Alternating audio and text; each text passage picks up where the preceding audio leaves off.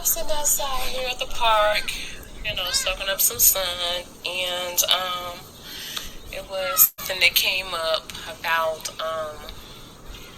speaking in tongues, and I had shared my experience in this group where we talk about our experiences and just be in a setting with like-minded people where we're going through our spiritual journey and knowing that all kinds of different things happen to us. We like to talk about it, be free to talk about it. So speaking in tongues came up, and I shared what came to me about speaking in tongues. And growing up as a preacher kid, I was in a church, and speaking in tongues, was a thing at church. But from my experience, receiving the Holy Spirit and becoming saved and things of that nature, and speaking in tongues was, the whole deal package, whatever. So I know what happened to me was I was actually in the 12th grade, and I remember planning going to this party. We was having revival that night, and we had Minister Derek Fudge as the minister, and rest in peace. He's passed away, so rest in peace, Minister Fudge. And I was talking to my friend, and we was like, okay, so her cousin is sitting outside in the car waiting for us to get in the car. So, once we, make our plan, our move to move, you know what I'm saying, to go. So my friend was like, I'm finna get ready to go act like I'm going to the restroom. And I told her, I said, well, I'm a go when they call for offering, because they finna get ready to call for offering. And so I called myself trying to space out the time where it was time to go, but I thought it was going to be offering time, but it ended up being, altar call or whatever. And as I was getting ready to walk out the door, the minister came and, caught my attention and told me to stop and don't, go out that door. And I was like, turn around and look, and he said to me, if you go out that door and go to that location that you're going to, you might not come back. And I was like, looking at him like, what in the world is he talking about? And then he asked me, could he pray for me? And I was like, looking like, oh my gosh, I don't do all this. I said, okay, what I'm going to do, I'm going to go ahead and let him pray for me. And then after that, just walk on out the door. Act like I got to go to the bathroom, right? So, long story short, he let me know that Spirit told him that if I go to that party that I was planning on going to, that I might not come back because something is going to transpire there. And so I let him pray for me, and it was like, to me, I was, kind of shocked, because I was like, how in the world does he know? And, stop praying for me, and then it was like, I got all into it and crying and just like, oh my gosh, like thinking like, oh my gosh, something could have happened to me if I go, but I really want to go, but I don't know. So I just kind of went with it. And before you know it, he had two missionaries. I remember the two big missionaries were all white, and they came to me, and they was praying for me and telling me to, call on Jesus and all that kind of stuff, and I did. And before you knew it, I remember they was holding on to my head and my stomach and my back, and I was walking down the aisle, but they was walking me down the aisle with me, praying with me and stuff. And before I knew it, I was speaking in tongues, and man, I was speaking in tongues from that night on till later on in the day. My mom and them brought me home, and I was crying and speaking in tongues, and I felt this was so uncontrollable. And I just remember how I felt, when I got done, when I woke up, when I came to, I felt so good and I felt so uplifted. And with that being said, as time went on, growing up in the church, I still did my own thing, my own person, but it was like something that I knew of to tap into my spirit, because I could speak in tongues. And it was just like I just let myself go and let it flow, and I don't try to sit there and memorize anybody or how anybody else speak a tongue. I just go with my flow, and whatever comes out, it comes out. And whatever sits in my spirit, this is what I'm speaking. And so, with that being said, it's like throughout the times, being in church, Spirit came to me again and was like, it was time for something to be revealed to me. And I was like, okay, I'm getting a little nervous, but then Spirit was like, it might make you mad, it might make you angry, it might make you sad, frustrated, but we're going to go through this process because you need to know the truth. So I started seeing things in the church. I started seeing and learning where did it actually come from, and what it actually was, that when I was speaking in tongues, that it came from my ancestors, and knowing our native tongue, speaking our native tongues of what we spoke.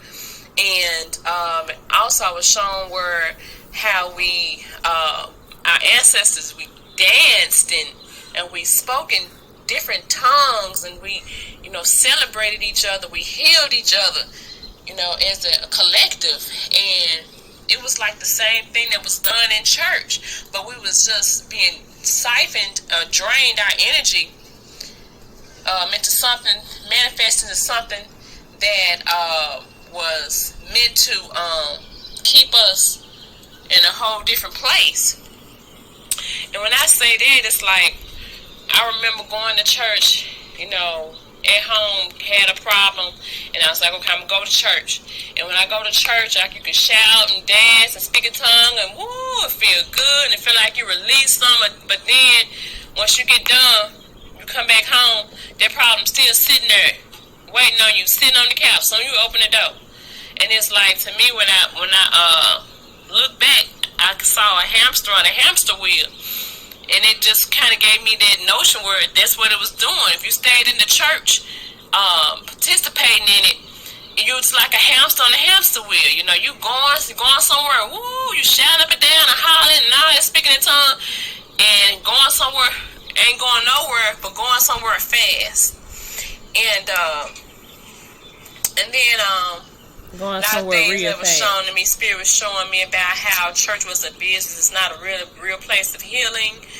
How there has been a deception put out for people to make them think that this is a place of healing, a place of somewhere that somebody can be helped and saved. And that's a whole nother story there too with the saved. So when they try to make you go to the altar and say that you want to be saved, and then you got to confess your mind and your heart that Jesus Christ is your Savior. And so once you do that, you're going to be saved. Okay, so what are we going to be saved from? So Spirit showed me that that's the reason why they made this devil character to instill fear, because that's another source of energy that they use to siphon is fear.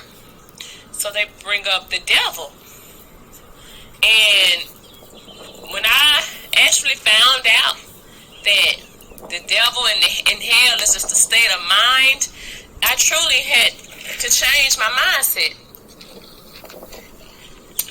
And ever since then, I started seeing a lot of stuff of what they really are, for what they are. So I'm just like, there's so many different levels of learning and researching and studying, and then just absorbing the information your spirit shows you. It's just about you being able to trust your spirit. Trust your spirit. What your spirit shows you, trust it. Listen. Sometimes just be quiet and just listen. Listen to your spirit. Your spirit will show you different synchronicities, signs, numbers, music, song, whatever. It'll come up. It'll be like something different about this song, or it's like at the blue you'll start hearing a song play or something, or you might go in the car and you'll hear a song out the blue, and it just seems like it's talking to you, and it is, because spirit is just using it as a tool to get a message across. So we are taught and conditioned to think that we're crazy if we talk to ourselves or pick up messages throughout, our lifetime. We're just conditioned to make ourselves think we're crazy, but we're not crazy. You're not crazy. It's just your spirit speaking to you. And it's okay to listen, because a lot of times your spirit will tell you some things to warn you, to help you on your journey in your life. So if you get a message, or you see numbers, or whatever comes through for you, believe it. Especially in this time right now where the veil is so thin, I don't even know if it's still there anymore, whereas spirit is speaking to the people, period. Spirit is speaking to the people, period. Just letting you know, because a lot of stuff is going on, and you got to be ready to open up and just be you. It's time. So, with that being said, I just want to come on here and share that, if you speak in tongues and you learned it from the church, but now you, separate yourself from that entity. Now, allow spirit to show you your truth, so you can be confident in knowing what it is. Because if you still feel led to speak in tongues, then you'll know that you have a gift elevated to another level. Because I say this, when I speak in tongues, I feel like I am connecting with my ancestors. I feel like I'm connecting with my tribe, my ancestors that was before me on this journey. I feel like that when I speak. And I say that because I just go with the flow. I don't try hard or nothing. It's just what my spirit wants to do, I just let it flow. And it's, I just feel like whatever you are led to do is the right thing for you, okay? It's like I always tell people, I say, when people try to, oh, well, you should do this and you should do that, I'm not never try to tell you or convince you to try to do what I do. I always will let you know to let your spirit lead you, and that's how you know it's right, because it's right for you. Everybody is not going to have the same path. So whatever is right for you, then by all means, go for it. Yes. Do it. Yes. Even though it may sound crazy to other people, do it. Because your spirit is calling for you to do something on your mission. Mm-hmm. For you to do. For you to ascend. For you to elevate. For you to go higher. Okay? Yeah. So I just wanted to come on here and share this message, because a lot of people try to say, you speaking in tongues, that's the church, of how you gonna speak in tongues and meditate, and that come from the church. No, it didn't come from the church. They tricked us in thinking that speaking in tongues was something from the church. And that's a whole nother episode there, because I can go back and bring up some research about how to make a Negro a Christian. How they went over there to Africa. Even here, they didn't really have to go to Africa, because we here. We was on this land here, thriving and doing our thing, speaking and dancing, and you celebrating each other, healing each other, speaking in tongues and stuff like that. So they just discovered that's how we tap in spiritually. So they intertwine that with Christianity, where when who was it? Christopher Columbus and somebody else came and they started to build a church. Constantine started about building a church and putting all that the same stuff that our ancestors did. They try to intertwine it with the church to make it sound like it's something right. But that's a pretty dress. Anyway, so with that being said, learning about your history and where they got that from and how they tricked us and making us think this is the way when all along that we just been sitting on the hamster wheel, just rolling on the hamster wheel. But where that energy going? Where is that power going? Where is that power from our spirits coming together? Where is that going to? We're empowering their manifestation, because I've also learned that there's a lot of people that can't tap in spiritually because they don't possess the U melanin. So they found a way to do that by putting together this Christianity thing and seeing how we celebrate and dance with our ancestors, all that energy going up, we dancing and shouting. They said, okay, this is what we can do. We're gonna create this Jesus Christ character, and we're gonna tell them this is the way. This is the only way to better your life, to better yourselves. And once they did that, then it became something good for them, but something bad for us, because they stole away our power, or we really just gave it to them without knowing. And so now is the time. Right now, we are in the age of knowing, the age of Aquarius. So now a lot of people are waking up. A lot of people questioning things. A lot of people want to know why. Now is the time to do your research and your study on this. And I say this because I'm doing the same. I'm doing the same, and because I want to know. I want to know, and I feel led to do it because my spirit was showing me a lot of things, and the stuff that my spirit is showing me resonates, and so it resonates for me, and I just speak my truth. And if this resonates with you, then maybe you will want to do your own research so you can find out for yourself. So that's what we do. That's how it goes. This is what needs to be done. Research for yourself. Okay? So I just wanted to come over here and say my truth, and hopefully I help open somebody's eye to see and understand. So anyway, this is Monique Steps. I'm taking it one step at a time, and I'm checking in, checking out. Peace out. Peace and love.